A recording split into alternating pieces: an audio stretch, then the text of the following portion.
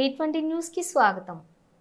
బడుగు బలహీన వర్గాల ఆశాజ్యోతి అంటరానితనాన్ని రూపుమాపడానికి కృషి చేసిన సామాజిక సంఘ సంస్కర్త, మహిళా విద్యాభివృద్ధికి మార్గదర్శి, నిత్య స్ఫూర్తి ప్రదాత మహాత్మా జ్యోతి బాపులే జయంతి సందర్భంగా వారికివే మా ఘన నివాళులు. ముందుగా నాగేష్ గఠియా నాయక్, గోవింద నాయక్, సత్తయ్య సార్, సాలెటి వెంకట్ తదితరులు పాల్గొని ఘన నివాళులర్పించారు. ఈ రోజు మనము ఈ స్థితిలో కార్యక్రమాన్ని ఒక రోడ్డుపై ఏర్పాటు చేసుకొని మాట్లాడుతూ పుణ్య ఫలితమే.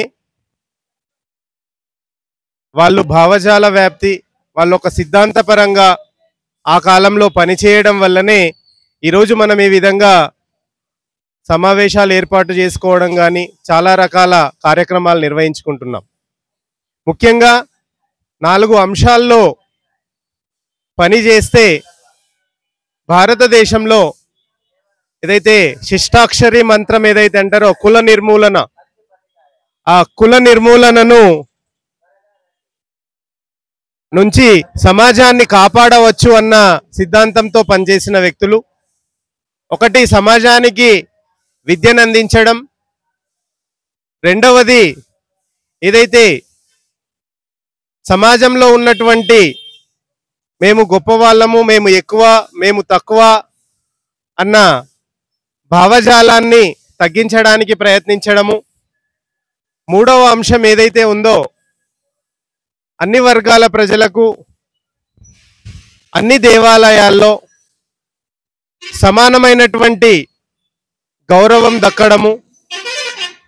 ఇంకొక అంశాన్ని చివరగా భారత రాజ్యాంగ నిర్మాత అంబేద్కర్ గారు ఇచ్చిన రాజ్యాంగం ప్రకారము అన్ని వర్గాలకు సమాన రాజకీయ అవకాశాలు జనాభా ప్రాతిపదికన దక్కినప్పుడే ఈ 4 అంశాలపై పనిచేసినప్పుడు కుల నిర్మూలన అనేది సాధ్యమవుతుంది అని చెప్పేసి మహానుభావులు చెప్పడం జరిగింది.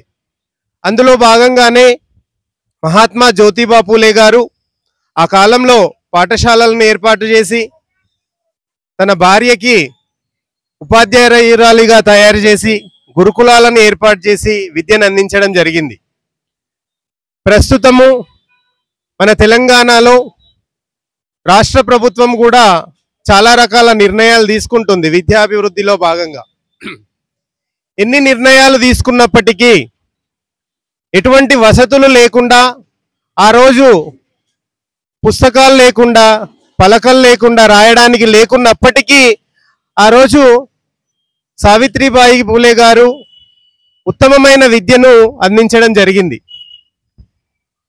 ఈరోజు ఆమె అంకిత భావంతో పనిచేసింది కాబట్టే అది సాధ్యమైంది.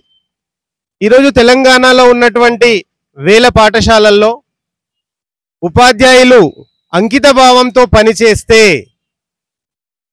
ఖచ్చితంగా ప్రతి ఒక్క విద్యార్థి ఖచ్చితంగా ఉన్నత విద్యావంతుడు అవుతాడని చెప్పేసి నేను ఈ సందర్భంగా తెలియజేస్తున్నాను. ఉపాధ్యాయుడు పనిచేయకపోతే మనము ఆర్టిఫిషియల్ ఇంటెలిజెన్స్ మనం పాఠశాలలో ప్రవేశపెట్టినా, వాళ్ళకు కంప్యూటర్స్ తెచ్చిచ్చినా, పెద్ద పెద్ద భవనాలు తెచ్చిచ్చినా, వాళ్ళకు ల్యాప్టాప్లు ఇచ్చినా, ఏది ఇచ్చినా కానీ వ్యర్థమే. అక్కడ పనిచేయాల్సింది ప్రధానంగా ఉపాధ్యాయుడు. ఉపాధ్యాయుడు అంకిత భావంతో పనిచేస్తూ తన బాధ్యతలను కరెక్ట్గా నిర్వహిస్తే ప్రతి ఒక్క విద్యార్థి కూడా ముందుకు వెళ్లేందుకు అవకాశం ఉంది. ఈ కాలంలో విద్య నుంచి దూరం చేసేవి చాలా అంశాలు ఈరోజు సమాజంలో తిరుగుతున్నాయి. ఒకటి అది మత్తు కావచ్చు, లేకపోతే టీవీలు కావచ్చు, ఫోన్లు కావచ్చు, ఇవన్నీ కావచ్చు. వీటన్నింటి నుంచి దూరంగా ఉంచాల్సిన బాధ్యత ఇంట్లో ఉన్న తల్లిదండ్రులది. తల్లిదండ్రులు కూడా ఇంటికి వచ్చిన తర్వాత పిల్లలను పైన బాధ్యత తీసుకొని ముందుకు తీసుకెళ్లాల్సిన అవసరం ఎంతైనా ఉంది. ఈరోజు విద్యా విధానంలో ఇంగ్లీషు భాషను పాఠశాలల్లో ఇంట్రడ్యూస్ చేయడానికే 70 సంవత్సరాలు పట్టింది. ఏ పని చేసినా ప్రభుత్వం నిర్ణయం తీసుకున్నా మనం వాళ్ళను హర్షించాలి. నర్సరీ నుంచి కూడా తీసుకురావాల్సిన అవసరము ఈ ప్రభుత్వాలు చేయాల్సిన అవసరం ఉంది. ఈరోజు ఎండాకాలం సెలవులు అని చెప్పేసి 50 రోజులు 60 రోజులు పిల్లలకి ఇచ్చేసరికి గాలి దినబేరున ధన్యవాదాలు తెలియజేస్తూ ఈ కార్యక్రమాన్ని గోవింద్ ఇంతటితో ముగిస్తున్నాం. Thank you.